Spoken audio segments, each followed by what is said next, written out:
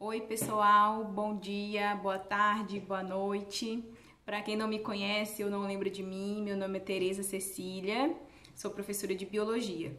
Tô gravando essa aula aqui com o objetivo da gente fechar a primeira unidade nesse formato remoto.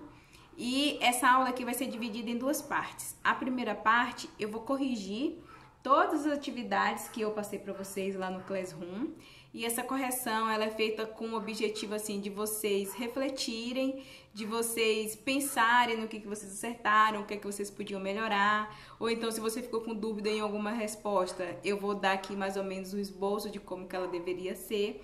Muitas das respostas elas eram abertas, não tinha assim uma resposta certinha que só podia ser aquela.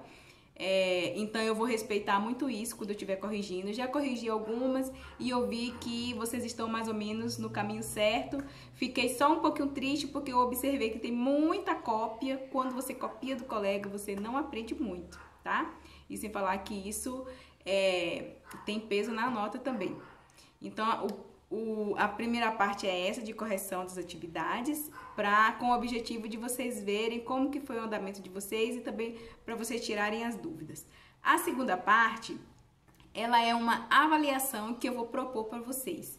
E o principal objetivo dessa parte é a gente evoluir, a gente melhorar para a segunda unidade. Por que eu tô falando isso? Apesar de eu ter me dedicado bastante à minha faculdade, que eu fiz licenciatura em Ciências Biológicas, fiquei 4 anos e meio me dedicando com afinco, mas em nenhum momento eu tive um professor ou eu tive uma disciplina que me ensinasse a dar aula no formato remoto.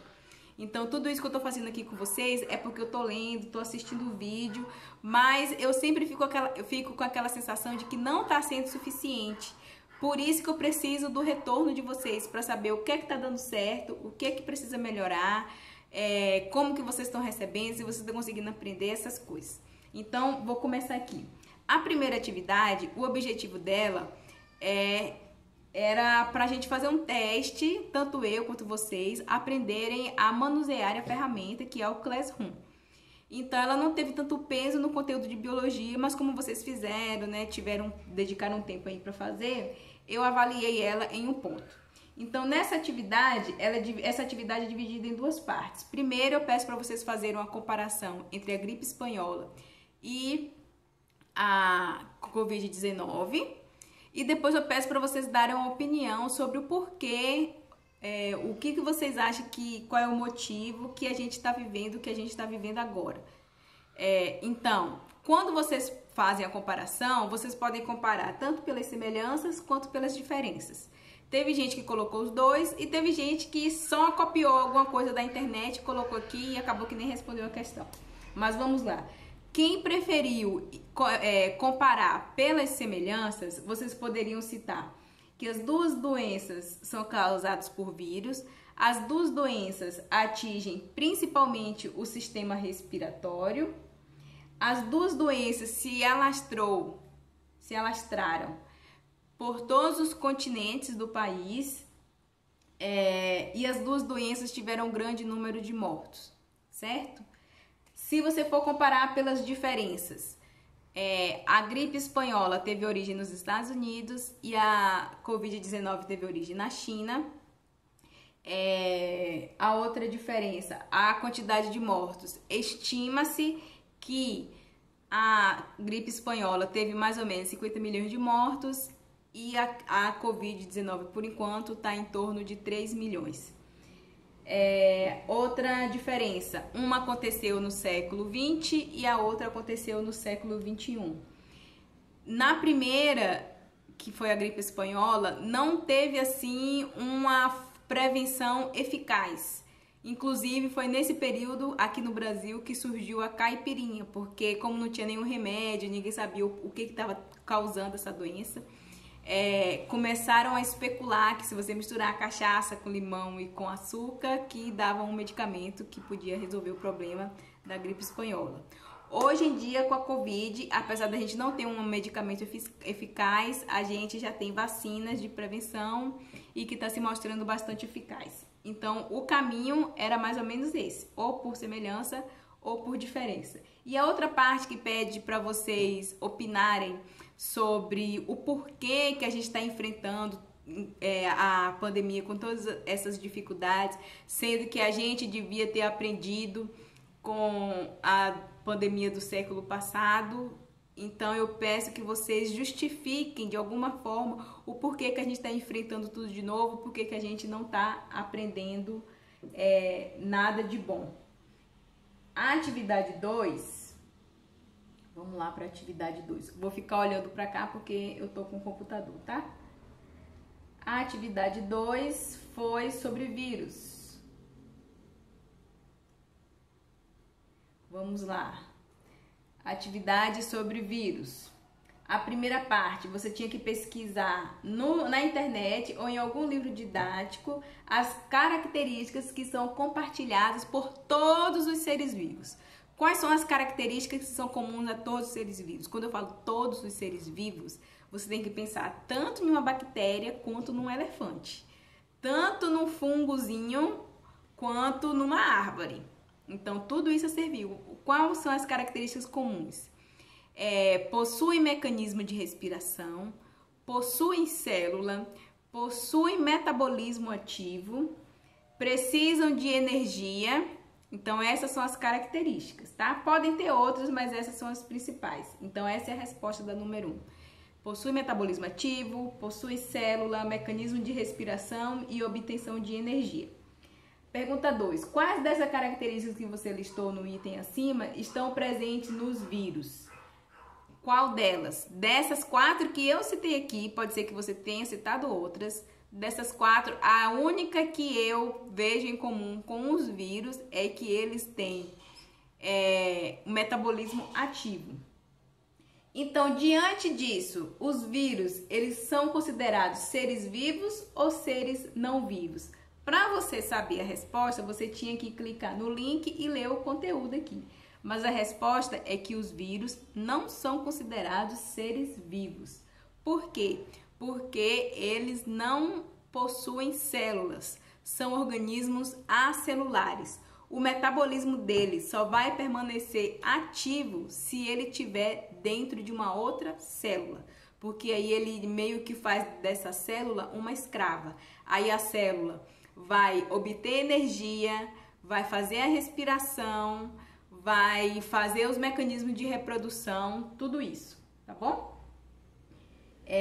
E a terceira parte dessa atividade fala sobre as viroses. Você tinha que pesquisar o nome de 5 viroses e preencher o quadro com as informações lá, que era prevenção, sintomas, os vírus causadores, o tratamento da doença, etc. Então, pesquisar lá 5 viroses.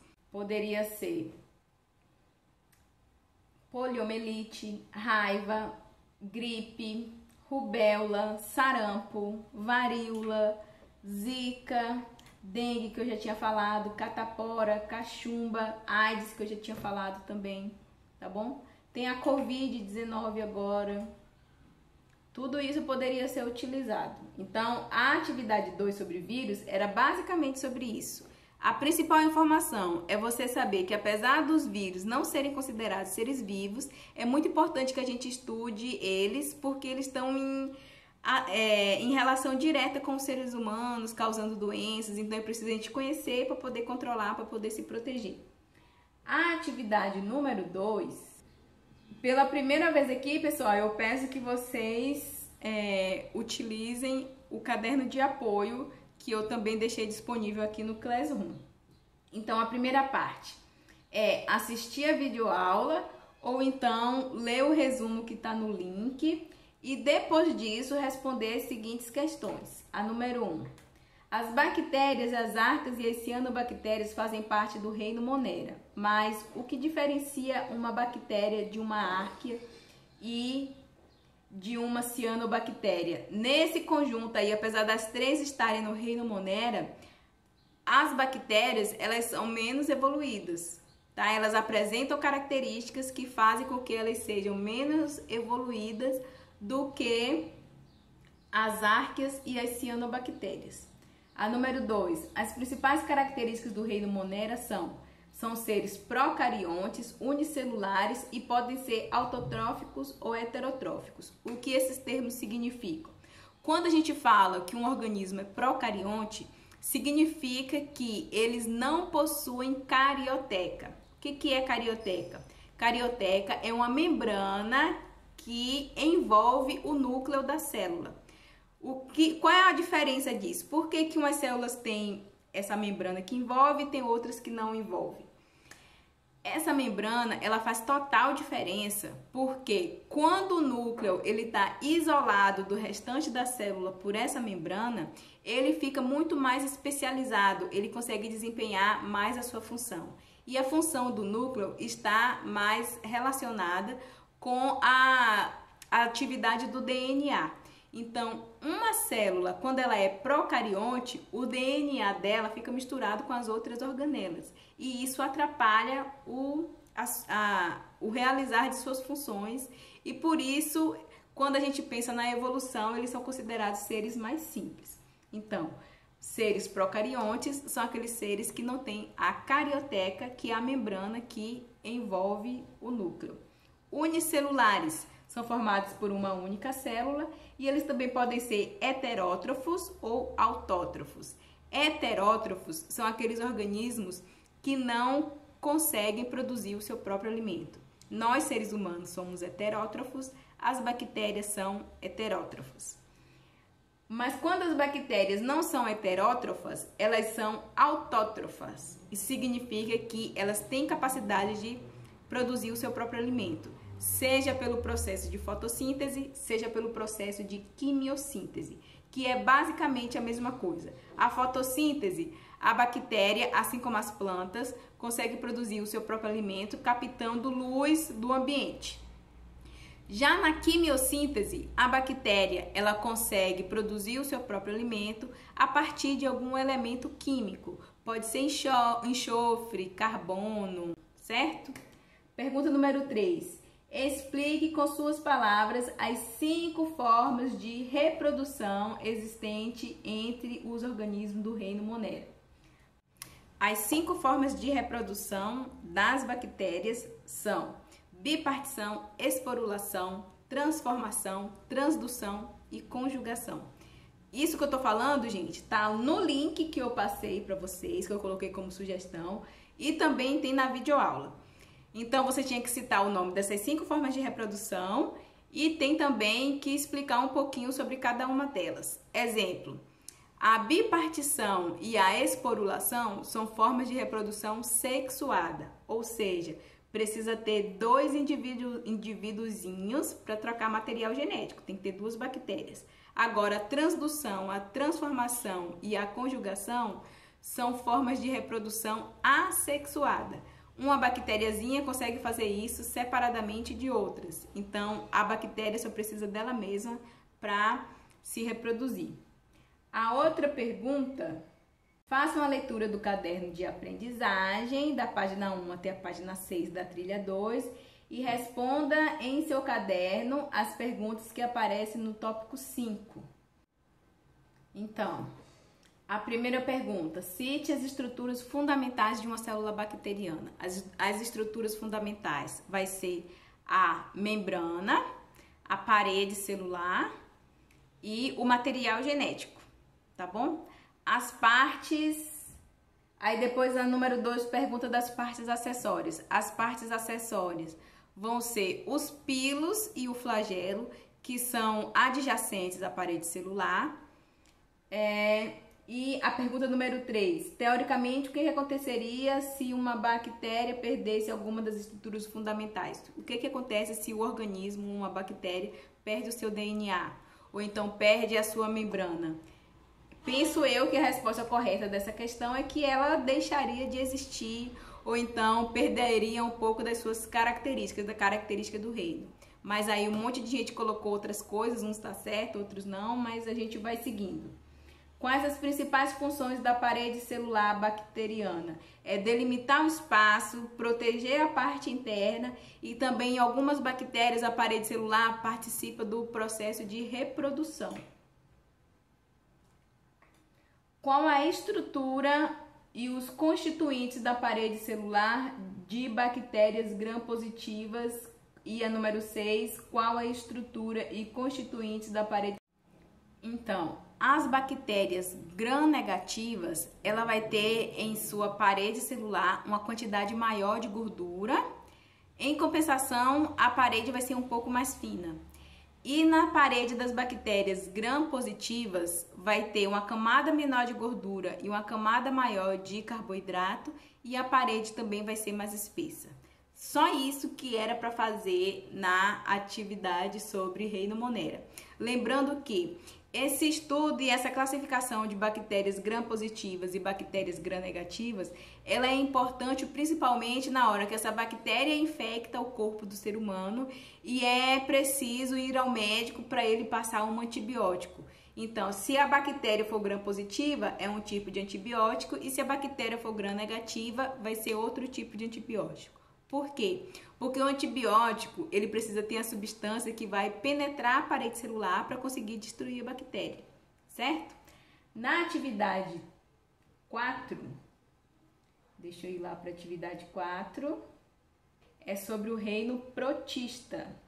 Muito fácil essa atividade do reino protista, até porque ela é semelhante à atividade que eu passei no ano passado, que tinha que fazer os desenhos lá das doenças causadas por protozoários, e por causa disso, como eu sabia que ia ser fácil para vocês, eu coloquei logo valendo 3 pontos.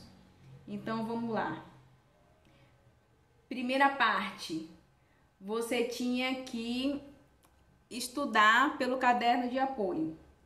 Aí depois que você lesse o caderno de apoio, você tinha que responder a parte do Botando o Pé na Estrada, depois a parte do Lendo as Paisagens da Trilha, e depois as questões 1, 3, 4 e 6 da parte Resolvendo os Desafios da Trilha. Muito fácil.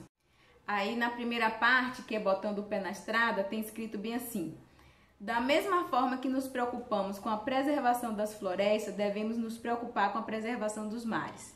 E a pergunta: você concorda com essa afirmação? Por quê?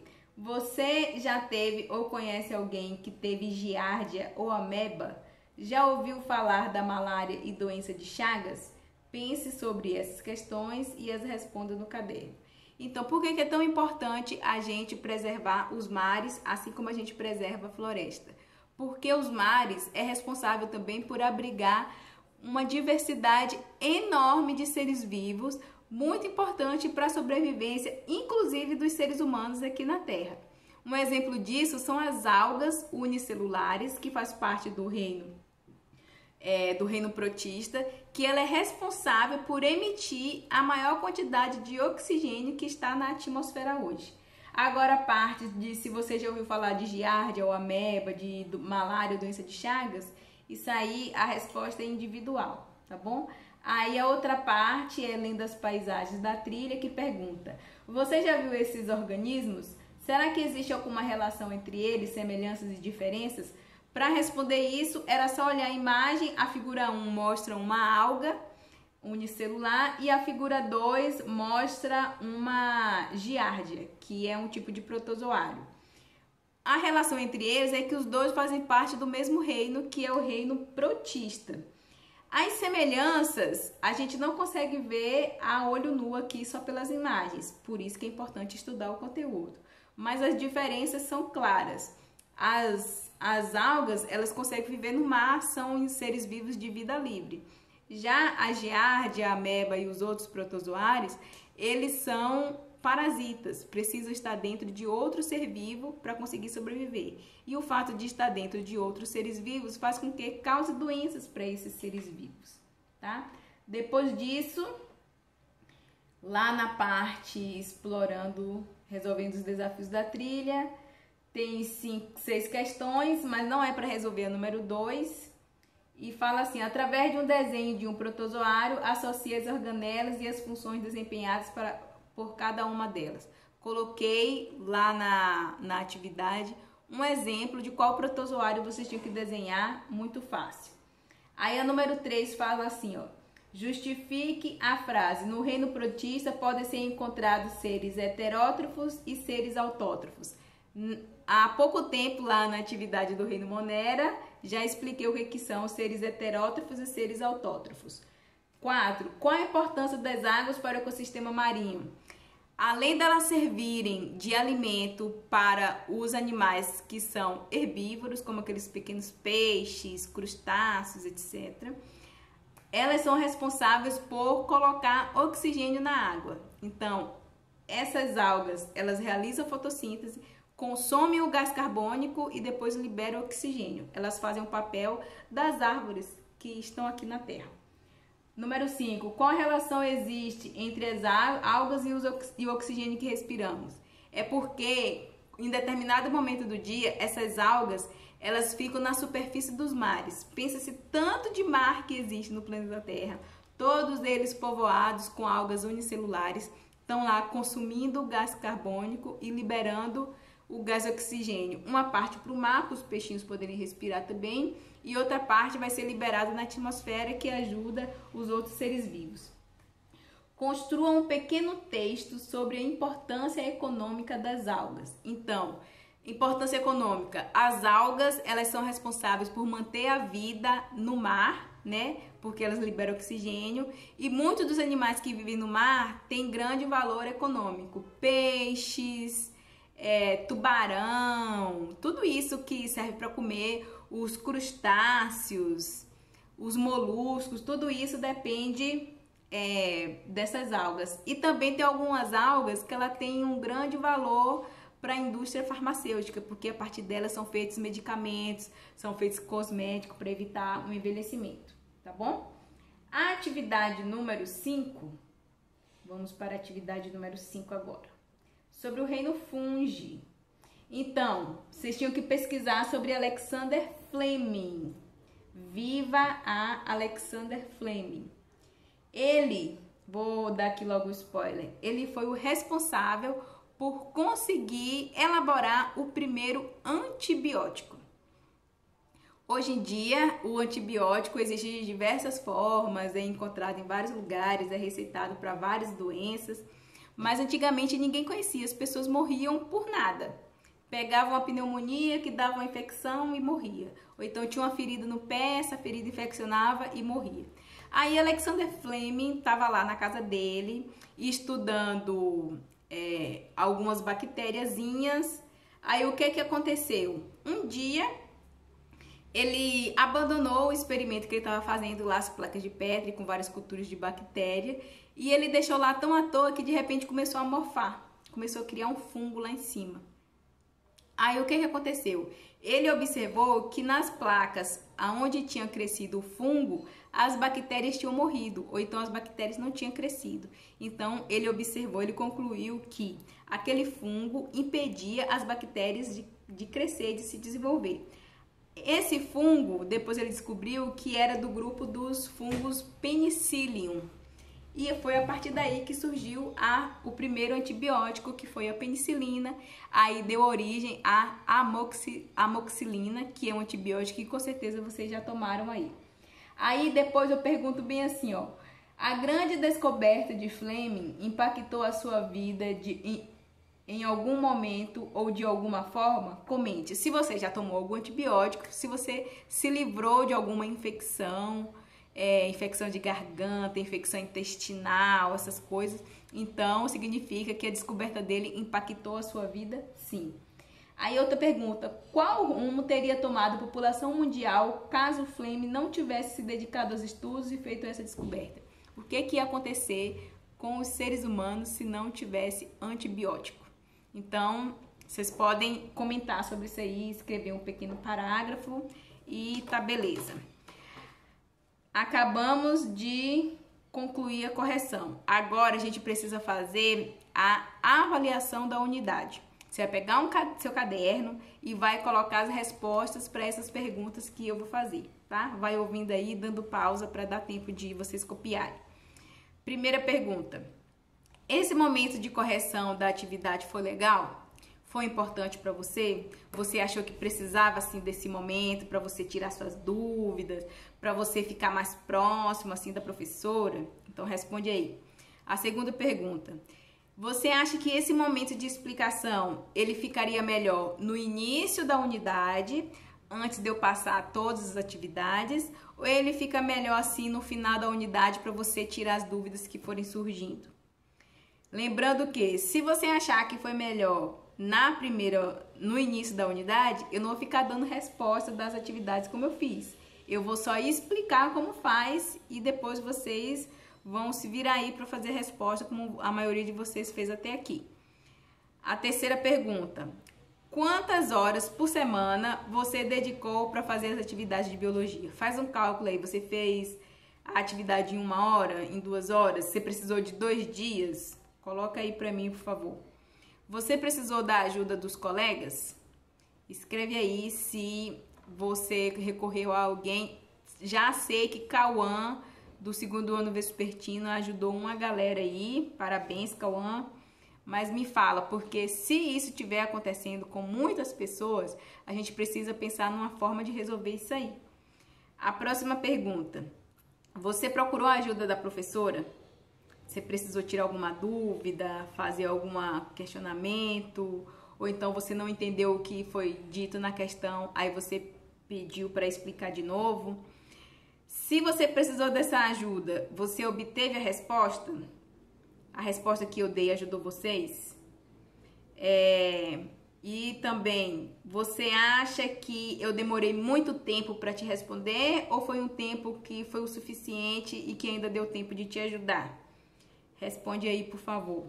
A próxima: teve alguma coisa que eu, professora, fiz e que você não gostou? Ou então que te atrapalhou muito? Lembrando que isso aqui, gente, não é para nenhum acerto de contas, não é nada disso. Já fechei as notas aqui, já tô passando tudo para secretaria. É porque eu preciso saber se eu fiz alguma coisa que você não gostou, para eu não fazer de novo e não ficar repetindo com os outros colegas, entendeu? E teve alguma coisa que eu fiz e que você achou muito legal? Também preciso que você me fale isso, porque se teve essa coisa, eu preciso saber para eu poder continuar fazendo e para eu repetir com seus colegas. E por último, eu preciso que você me dê alguma ideia de algo que eu possa fazer e que vai melhorar seu aprendizado. Às vezes vocês viram aí os outros professores fazendo alguma coisa que você achou legal e queria que todo mundo fizesse. Então me conta aí o que é para ver se dá para eu adaptar aqui as aulas de biologia, tá bom? Então, para quem conseguiu chegar até o final da unidade, entregou as atividades ou a maioria delas, parabéns. Vamos com tudo agora na 2ª unidade e eu quero muito que dê certo, eu quero muito que vocês aprendam, porque esse é o meu objetivo. Beleza? Um beijo, até mais.